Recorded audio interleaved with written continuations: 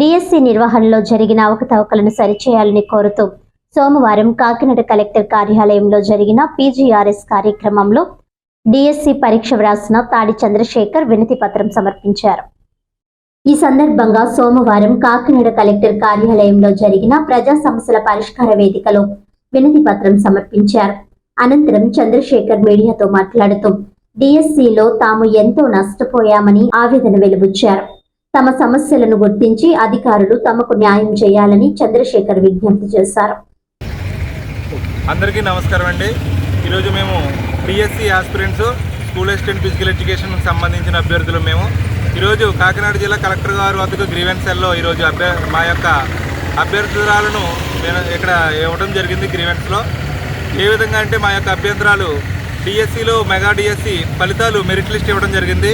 మెరిట్లో ఉన్న భాగంగా గత 4 రోజుల కిందట వెరిఫికేషన్కి చాలామందికి కాల్ లెటర్స్ అంది వాటిని వెరిఫికేషన్ చేయడం జరిగింది.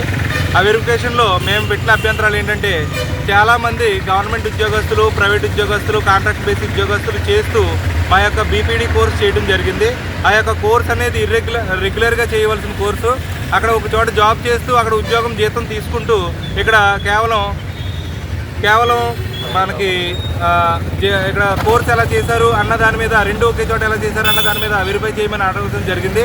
అదేవిధంగా జియో నెంబర్ 17 ఆధారంగా మేము అక్కడ ఓసీ వారికి 50%, ఎస్సీ ఎస్టీ బీసీలకు 40% ఆధారంగా వెరిఫై చేస్తాము డిగ్రీ పర్సంటేజ్ అన్నారు.